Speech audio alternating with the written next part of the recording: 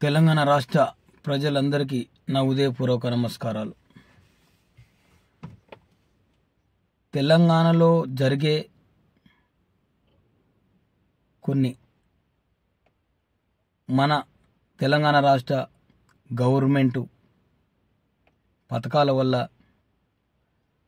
జనాలకు కలిగే ఇబ్బందులు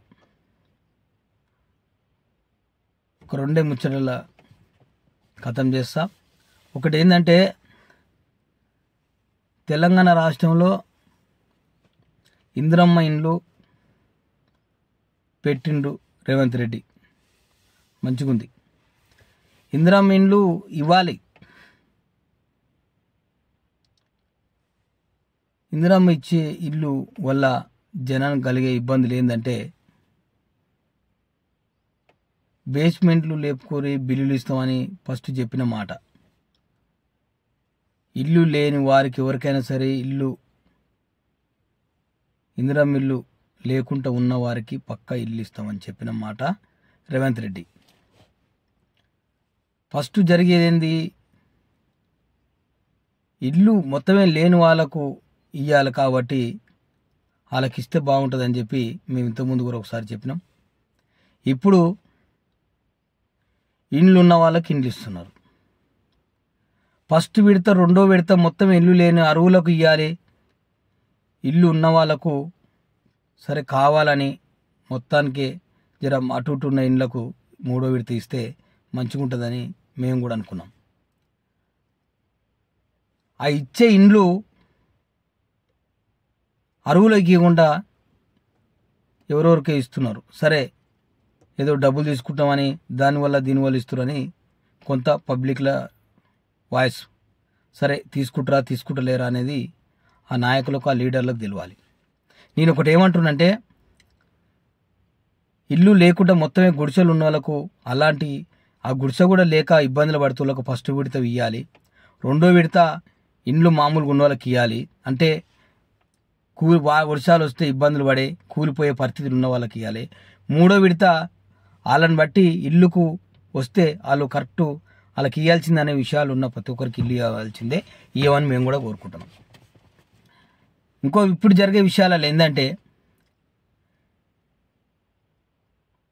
ఇండ్లు వస్తాయనే నమ్మకం మీద ఫస్ట్ లిస్టులలో పేరు వచ్చిన వాళ్ళు కొంతమంది ఏం చేశారంటే ఇండ్లు కూలగొట్టుకున్నారు. కొంతమంది బేస్మెంట్లు కూడా లేపుకొని పెట్టుకున్నారు. ఆ ఇండ్లు కూలగొట్టుకున్న వాళ్ళకి ఇండ్లు రాలే, ఈ బేస్మెంట్లు కట్టుకున్న వాళ్ళకి బేస్మెంట్ కరెక్ట్ కాదు. అలా కొంతమందికి ఇల్లు రాలే, వచ్చిన వాళ్ళకు ఆ బేస్మెంట్ కాదు, మళ్ళీ వేరే బేస్మెంట్ పెట్టాలి. ఈడ మా సెల్లుకు కరెక్ట్గా పొజిషన్ మీద రావాలి, అట్లా వస్తేనే దానికి యాక్టివేషన్ అయితే, లేకుంటే కాదనే మాట ఈ ప్రభుత్వంలో. ఇచ్చేది ఎత్తునేమి ఇవ్వండి, లేకపోతే లేదు. కానీ పబ్లిక్ని ఇబ్బంది పెట్టే పని మాత్రం చాలా వరకు జరుగుతూనే ఉంది. ఇవాళ బేస్మెంట్ కట్టుకున్న వాళ్ళు పిల్లర్ పోసి కట్టుకుంటారా, పోసుకోకుండా కట్టుకుంటారా, వాళ్ళు వసూలుబాటు బట్టి కట్టుకుంటారా, 4 అలర్లు కట్టుకుంటారా. సరే, 4 పిల్లలు అయి ఉన్నోళ్ళు, ఒక 2 పిల్లలకు పెళ్ళిళ్ళు అయ్యి ఇంకో పిల్లని కాకుండా ఉన్నోళ్ళు ఇబ్బంది పడుతూ ఇంకో 2 అరలు ఎక్కువ కట్టుకుంటారో వాళ్ళ ఇష్టం. మనం ఇవ్వాల్సింది ఏంటంటే, బేస్మెంట్ బిల్లు ఇవ్వాలి, సజ్జల బిల్లు, స్లాబ్ బిల్లు ఇచ్చేసేయాలి. 5 లక్షల రూపాయలు. లేదు 5 లక్షలనే క్లోజ్ అవుతుందంటే మీ ఇష్టం వచ్చిన మీరే కట్టి గవర్నమెంట్, మీరే వాళ్ళకి ఇంట్లోకి గృహప్రదేశానికి పంపించండి, మీకు పుణ్యం ఉంటుంది. కానీ ఈ విషయంలో ఏం జరుగుతుందంటే, మొత్తం మీద ఇల్లు కట్టిన బేస్మెంట్ కూలగొట్టి మళ్ళీ పెట్టాలనేది కరెక్ట్ కాదు. వాళ్ళు అప్పటికే అప్పు చేసి ఆ బేస్మెంట్ లేపుతున్నారు. ఉన్న బేస్మెంట్ మీద బిల్లు ఇవ్వాలని, కట్టుకున్న బేస్మెంట్లు కట్టుకున్నట్టు వాళ్ళకి బిల్లు ఇచ్చి దానికి ఇంకేమైనా అవకతవకలుంటే సెట్ చేసి బిల్లు ఇవ్వాలని కోరుకుంటున్నాం. రెండోది ఏంటంటే, బేస్మెంట్ కట్టిన వాళ్ళకి కూలగొట్టొద్దని చెప్పాలి. ఇంకోటి, వాళ్ళకు నువ్వు కట్టే ఇల్లు వసూలుబాటు అయ్యే పొజిషన్ లేదు కాబట్టి ఇంకో 2 అరలు ఎక్కేసుకొని వాళ్ళ పిల్లలతోని సెట్ అయ్యేటట్టు ఉంటుంది.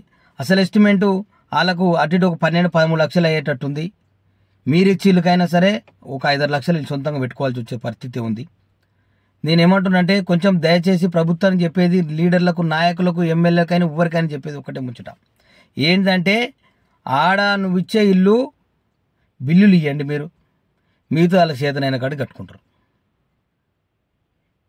వాళ్ళకు వసులుబాటు ఉన్నట్టు కట్టుకునే పద్ధతిలో 4 అరలు కట్టుకొని ఇంకా కాకుండా అవసరం ఉన్న ఇంకో 2 అరలు ఎగస్ట్రా కట్టుకొని వాళ్ళకు వసులుబాటు ప్రకారంగా కంటిన్యూ కానిస్తారు. కాబట్టి మీరు దయచేసి ఆ బిల్లులు ఇవ్వాలి. చాలామంది ఊర్లలో పోతే తెలుస్తుంది వ్యవహారం. ఇవ్వలేకపోతే మొత్తం ఇవ్వకున్నా పర్వాలే, ఇస్తే మాత్రం ఇచ్చేది ఏదో కరెక్ట్. మీరు బేస్మెంట్ కట్టుకోండి, basement bill, Sajjala bill, slab bill ఇచ్చేసారు. వాళ్ళు ఎట్ట కట్టుకుంటారు వాళ్ళకి నచ్చినట్టు కట్టుకునేటట్టు చేయండి. ఇంతకుముందు రాజశేఖర రెడ్డి ఇచ్చిండు ఇందిరా మిల్లు, వాళ్ళు ఎట్ట కట్టుకున్నా సరే వాళ్ళకి బిల్లులు ఇచ్చిండు, అంతే. ఫోటో కొట్టుకుని 4 దిక్కుల ఫోటో కొట్టుకు ఇల్లు కడుతున్నా లేదా సాక్ష్యం, చలో బిల్లి. కానీ గిట్టనే కట్టాలి, గట్టనే పెట్టాలనేది మాత్రం అది కరెక్ట్ కాదు, అది కరెక్ట్ అయిన పద్ధతి కాదు. దయచేసి ఎందుకు చెప్తున్నా అంటే జనాలకు చాలా మంది తికమక్క అవుతారు. కట్టుకున్న బేస్మెంట్ కొంతమంది కూలగొట్టి మళ్ళీ దాన్ని సైజ్ చేసుకుంటారు, కొంతమంది కూలగొడితే మళ్ళీ పెట్టుబడి పెట్టలేమని భయపడి అట్నే వస్తారు. నేను చెప్పేది ఒకటే ప్రభుత్వానికి, ఏంటంటే అదే బేస్మెంట్ల మీద బిల్లులు ఇచ్చేయండి.